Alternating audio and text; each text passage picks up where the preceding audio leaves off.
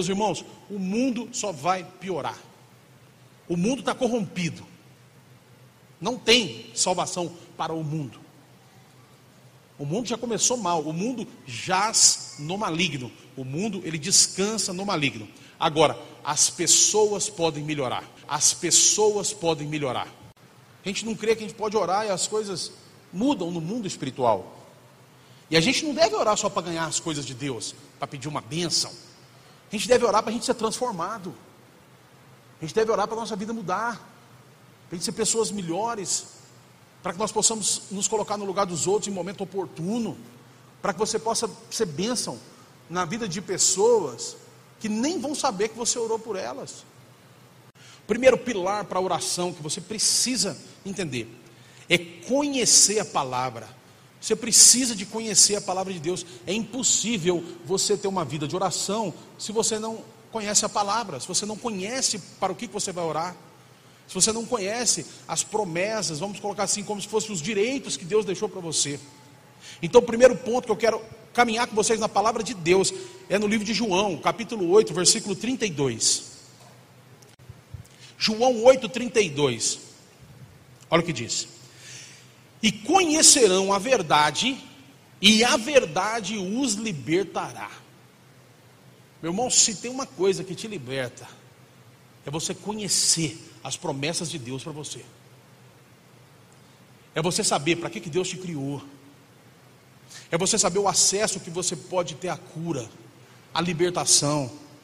Você entender que Deus não te criou para sofrer. Apesar de que o sofrimento ele faz parte da nossa caminhada humana, mas Deus não nos criou para sofrer o tempo todo.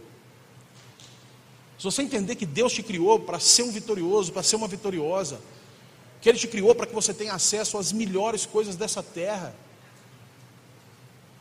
Agora você só vai entender isso se você caminhar na palavra, se você conhecer essa verdade. Se você não conhecer, você não sabe quais são as promessas de Deus para a sua vida. Quais são? Quais são os versículos-chave que realmente te liberta de ser uma pessoa que vai andar perdida nesse mundo? Quais são? Quais são os versículos-chave que te tiram o medo da morte? Quais são? Você precisa conhecer. Tem tudo isso na Bíblia Sagrada. Livro de Apocalipse. Tem pessoas que são crentes, lavadas e remidas no sangue do Cordeiro. Não abrem a Bíblia no livro de Apocalipse, não leem o livro de Apocalipse. Isso é um absurdo. Você está perdendo coisas maravilhosas. Bem-aventurado quem lê as profecias desse livro. Está lá em Apocalipse. Apocalipse fala da Nova Jerusalém. Apocalipse fala da vitória final triunfante do Senhor aqui nessa terra. Apocalipse fala de um novo céu, nova terra que Deus preparou, onde não vai ter choro, onde não vai ter doença, onde nunca mais você vai morrer. Apocalipse fala disso tudo. Apocalipse termina com bênção para a sua vida.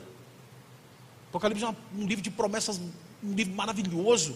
Você não pode ter medo de ler Apocalipse. Não existe isso. Seu inimigo colocou isso no seu coração. Quebra isso na sua vida em nome de Jesus. Faz um propósito, fala: vou ler o livro de Apocalipse todo, inteiro. Conheça as verdades bíblicas.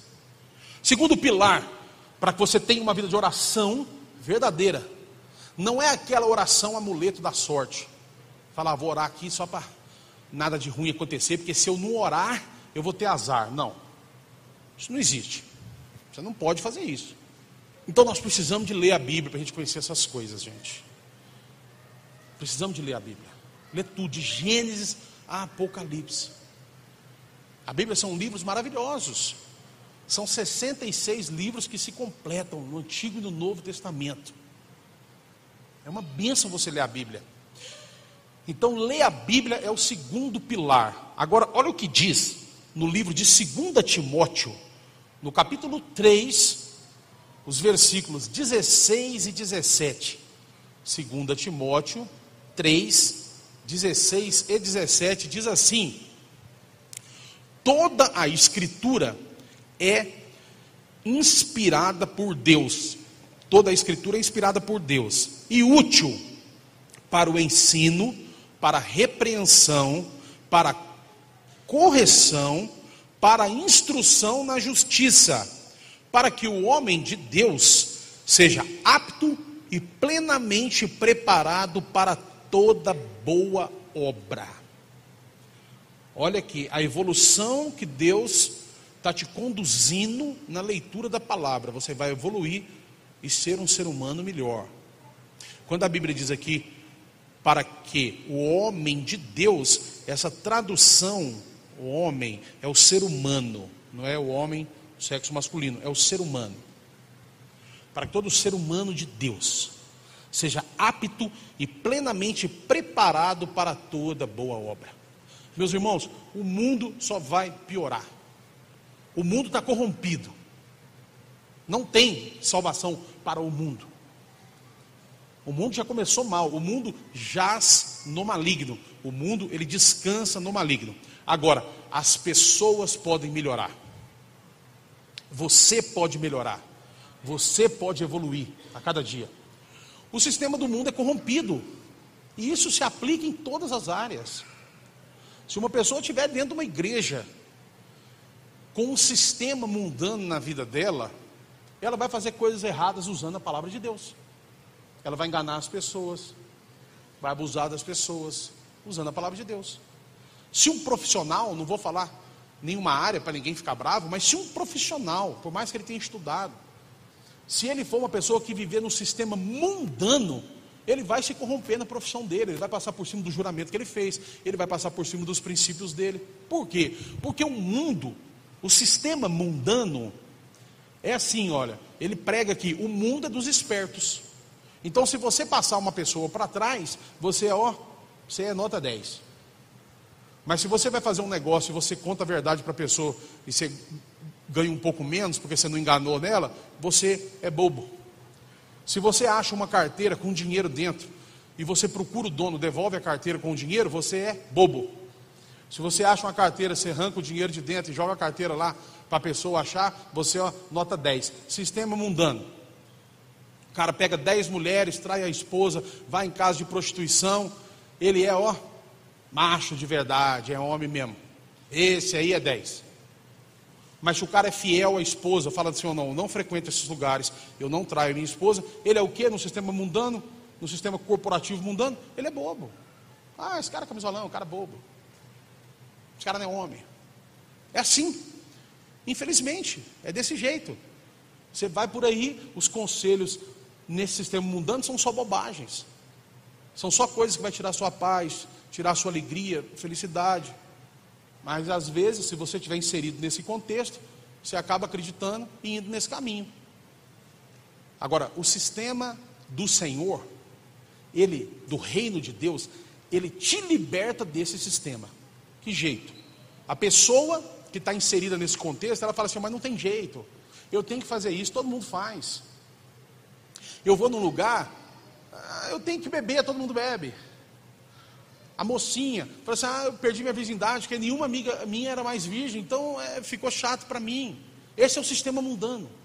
Você tem que fazer, você tem que ser igual a todo mundo para você ser aceito.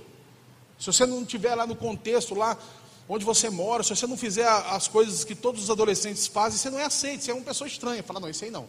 E aquilo acaba te prendendo e te levando para esse mundo de fazer essas coisas erradas. Como que você é liberto disso? Passando para o lado de cá. Qual que é o lado de cá? Eu frequentar uma igreja simplesmente? Não. É você decidir a ler essa palavra de Deus, a colocar essa palavra em prática de Deus, e ela vai te evoluir para você ser um ser humano melhor, para que você possa chegar lá fora numa manhã bem breve, e quando alguém te fizer uma proposta indecorosa, indecente, no qual você em outrora se sentiria obrigado a ceder para agradar todo mundo, você vai poder virar agora e falar assim, olha, me desculpa meu amigo, mas eu não pratico essas coisas, eu não faço, eu estou liberto, eu estou livre disso. Quando você vem para Jesus, ele te deixa livre para você não pecar. Você não é mais obrigado a pecar. Você consegue entender isso? Quando você vem para Jesus, não é uma lista de sim e não. Olha, pode jogar bola? Sim. Pode assistir televisão? Não. Pode falar isso aqui? Não. Pode ir em festa assim? Não. Pode tal coisa? Pode. Não, não é isso. Não é isso. Quem vive assim, vive uma vida religiosa e não entendeu o Evangelho. O Evangelho é evolução. O Evangelho é você evoluir ao ponto de ser proposto alguma coisa para você, que fere a palavra de Deus, e você olhar e falar assim: olha, eu posso escolher, sim ou não. Eu vou escolher não para isso aqui. Eu estou livre para escolher. E eu quero escolher o correto. Eu quero escolher o que me traz paz. Eu quero escolher o que me traz vida. Eu quero escolher o que abençoa a minha família, o que honra os meus pais, o que honra os meus princípios, aquilo que é a verdade. Então eu entendo, uma pessoa que está fora desse contexto de ter Jesus, ela não consegue se libertar dessas coisas. Talvez uma coisa ou outra, por causa do jeito que ela foi criada, da criação e dos princípios, talvez aquilo ali ela não faça, aquilo ali ela não faça, mas no geral ela cede ao sistema. As coisas não são mágica, sabe, oração não é mágica, aceitar Jesus não é mágica. Você vem, fala assim: então eu vou aceitar Jesus hoje, porque é uma emoção muito grande você fazer uma oração para aceitar Jesus, é uma coisa que mexe com o seu coração. Você faz aquela oração, você fica emocionado, chora, fica mesmo, o Espírito Santo começa a trabalhar em você. Aí talvez você pense assim: então é agora, nessa noite, eu mudei completamente, minha vida transformou. Ok, transformou mesmo, porque no mundo espiritual você é outra pessoa. Agora eu preciso passar por um processo de mudança, eu já entendi que eu sou livre dessas coisas. Então vai ter pessoas, por exemplo, que estão presas no vício, e que é uma doença terrível, que o dia que ela recebeu uma oração, ela aceitar Jesus, ela pode ser liberta na hora. Eu tenho um testemunho assim de um amigo meu, foi liberto na hora, está até hoje, já tem anos, muitos anos, está limpo. Tem 40 anos que a pessoa, ela tem um mundo, uma vida sexual paralela por aí. Ela tem relacionamento sexual com várias pessoas. Ela vem para Jesus, ela foi liberta no mundo espiritual. Aí você vai orar para Deus abrir esse caminho na sua vida. Aí eu estou falando desses problemas, mas você sabe qual é o seu problema. Fala: Senhor, eu preciso me libertar disso, me ajuda. Deus vai colocar luz sobre o seu diagnóstico. Deus vai colocar pessoas para te ajudar. Você vai ser encaminhado daí por um profissional de saúde. Você vai ter vontade de dar um passo de fé, falar assim: eu preciso de ajuda. A oração, ela faz isso na sua vida. Ela abre essas portas para você. A gente tem que começar a ver as coisas dessa forma. Por isso que você não pode desistir de orar pelos seus filhos. Não pode, porque Deus, ele já está fazendo a obra. A partir do seu primeiro dia de oração, Deus já começou a fazer a obra. Não diz de orar, gente. Sabe, não veja a oração como mágica. Eu vou orar aqui, não aconteceu, Deus não me respondeu, Deus não gosta de mim. Não, não é assim que funciona. Existem processos para as coisas, e esses processos precisam ser respeitados. Precisam ser respeitados, você precisa passar por ele. Então, o primeiro ponto é conhecer a palavra, porque ela te liberta. O segundo ponto é você começar a ler a Bíblia, fazer esse propósito de ler a palavra de Deus. E o terceiro pilar da oração é ter fé. Ter fé. Sem fé, para que você vai orar? Porque muitas vezes eu oro pelo desconhecido. Eu estou orando pelo meu futuro, eu não sei o dia de amanhã. Estou entregando na mão do Senhor. Mas baseado em que eu vou orar? Baseado na palavra de Deus. Baseado nas coisas que estão escritas aqui. E como que vem a minha fé? Como que vem a minha fé? A minha fé vem porque eu vou na igreja? Pode ser porque você escuta a palavra de Deus lá. A minha fé vem porque eu fiz aqui um ritual? Não. A minha fé vem porque alguém orou por mim? Não. Mas de onde vem a minha fé? Qual que é este termômetro para eu saber se eu estou recebendo fé ou não? Esse termômetro é a Bíblia. É a Bíblia. Olha o que diz em Romanos 10, versículo 17. Se você que está aqui, você que está aí do outro lado da tela, fala assim: não, eu quero saber então de onde vem a fé. Porque eu quero fé. Eu quero ser uma pessoa de fé. Eu vou te falar agora.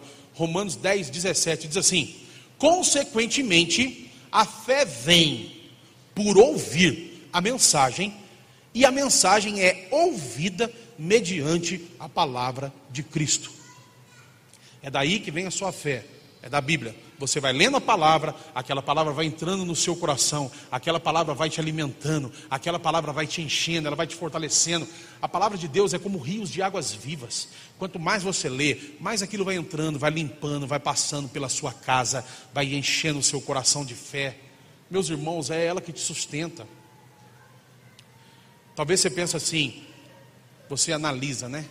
Eu já fui em tantos cultos, eu já ouvi tantas palavras que eu não me lembro de nenhuma. Talvez uma ou outra em especial você lembra, mas a maioria você não lembra. Talvez você não lembre o que nós pregamos quarta-feira passada. Só que se você trazer para a sua vida natural, talvez você não lembre o que você jantou ontem. Só que aquela comida te sustentou. Aquela comida te sustentou. Você não lembra o cardápio de todos os almoços da sua vida, mas foram eles que te mantiveram vivos até agora. Talvez um ou outro especial você lembra, mas a maioria não. Assim é a palavra de Deus. Por isso que a gente deve ouvir a palavra de Deus, porque é ela que vai te sustentar por toda uma vida. Ela que vai gerar fé no seu coração. Ela que vai te dar o conhecimento para que você possa ter uma vida de oração em cima da palavra. E outro ponto então, você ouviu isso aqui até agora, você pensa assim, então como que eu devo orar? Como que é o modelo de oração? Como que eu coloco a minha vida diante do Senhor de oração? Eu tenho que ficar em pé, eu tenho que ficar ajoelhado, eu tenho que ir para onde? Como é que funciona? Olha o que Jesus nos disse. Gente, nós já vamos caminhar, para daqui a pouquinho nós vamos encerrar, mas eu não posso deixar de te dar esses pilares aqui, porque vai mudar a sua vida. Se você é uma pessoa que caminha na palavra de Deus, e se sente desmotivada, se sente assim, que não consegue romper no mundo espiritual, hoje eu estou te dando os pilares para a sua vida ser transformada por Deus, que são esses pilares de oração aqui. Como você deve orar? Mateus capítulo 6, do versículo 6 ao versículo 7. Olha o que Jesus nos disse. Mas tu, quando orares, entra no teu quarto, no teu aposento. Ok, ele está te chamando para intimidade. E fechando a tua porta, ora a teu pai que está em secreto. E teu pai que vê em secreto, te recompensará publicamente. Eu vou ler de novo, vou te dar mais uma chance. Mas tu, quando orares, entra no teu aposento e fechando a tua porta, ora teu pai que está em secreto, e teu pai que vem em secreto te recompensará publicamente. Aquela humilhação que você anda sofrendo, aquele medo que você anda sofrendo, aquela falta de energia que todo mundo tem e você não tem, coloque isso em secreto diante de Deus. Não fica contando as suas fraquezas por aí para todo mundo, que nem todo mundo vai te ajudar, nem todo mundo quer te ajudar. Começa a colocar isso em secreto. Ajoelha ali nos pés da sua cama e conta para Deus o que você está sentindo. Conta para Deus o que você está passando. E o seu Deus, que é seu Pai, que vai te escutar ali no secreto, só você e Ele vai te recompensar publicamente. Publicamente. Deus tem honrado muitas pessoas no lugar que elas foram humilhadas um dia. Pessoas que têm colocado a vida diante do Senhor em oração, e isso não é para vingança, isso não é para nada, é só porque um pai, ele não aguenta um coração contrito de um filho, ele não aguenta. Deus, ele não resiste a um coração disposto a mudar. Deus não resiste ao filho falar para ele, pai, está acontecendo isso comigo e eu não aguento mais. Você resistiria ao seu filho de falar isso? Quando seu filho chega para você e fala, pai, todo mundo tem bicicleta, eu não tenho, eu fico vendo os meninos andar e eu não tenho, e eu queria ter uma. Ele fala para você lá dentro de casa, sozinho, ele e você, talvez ele chorando, e você segura o choro, mas chora por dentro também. Você se esforça, dá um jeito, compra uma bicicleta para o seu filho, o que você faz com ele? Você fala assim, agora anda dentro de casa? Não, você fala assim, agora vai lá e passa lá na frente dos meninos. Vai lá com sua bicicleta que eu te dei. E Deus, ele faz assim com você também. Ele fala, meu filho, você está sofrendo, minha filha, você está sofrendo. Coloca a sua vida diante dele. Abra o seu coração para ele. Se submeta à palavra. Coloque em prática essa palavra aqui. A sua vida nunca mais será a mesma. Deus te liberta dos vícios. Deus te liberta desses pecados de estimação que você não consegue se libertar. Deus abre as portas para você da prosperidade. Deus pega um homem falido, um homem destruído, um homem fracassado, e faz dele de novo um homem de sucesso, se ele se submeter à palavra, porque Deus é Deus. E Ele pode todas as coisas, Ele transforma todas as coisas. Ele traz à existência coisas que não existem por causa de um coração quebrantado e em linha com a palavra dEle, disposto a colocar em prática o que Ele tem ensinado. O que Deus quer de você é disposição para mudança. Ele sabe que sozinho você não consegue. Você precisa dEle. Agora você precisa entender isso. Você precisa entender isso e começar a colocar a sua vida diante de Deus e parar de ver Deus como um Papai Noel, parar de ver Deus como uma pessoa assim, me dá isso aqui que eu preciso, o Senhor me dá, amém, se for bênção eu aceito. Não, começa a ver Deus como um pai que vai te corrigir, que vai te disciplinar, que vai te treinar, que vai fazer você uma pessoa preparada para a vida, preparada para o mundo. Uma pessoa que não é qualquer coisa que vai atingir, que não é qualquer coisa que vai derrubar, que não é qualquer coisa que vai tirar a sua alegria, a sua verdadeira felicidade. Porque Deus vai ter te preparado, você vai ter sido forjado no fogo, você vai ter passado pelo processo. E aí sim, você vai entender que no mundo tereis tribulações, mas tem de bom ânimo, porque Ele venceu o mundo. Você vai entender a profundidade desse versículo. E para a gente já caminhar para encerrar, eu vou te deixar um modelo de oração. Um modelo de oração, que é a oração considerada a oração universal, que é o Pai Nosso. A Bíblia não dá um nome para ela, a gente chama desse nome porque ela começa assim, Pai Nosso.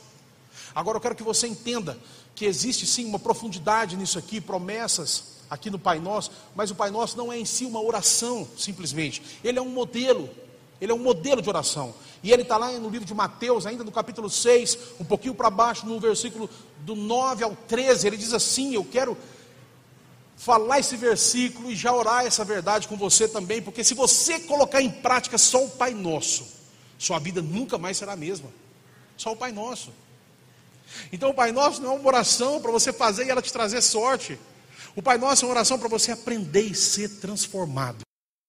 Meus irmãos, o mundo só vai piorar. O mundo está corrompido. Não tem salvação para o mundo. O mundo já começou mal, o mundo jaz no maligno, o mundo ele descansa no maligno. Agora, as pessoas podem melhorar, as pessoas podem melhorar.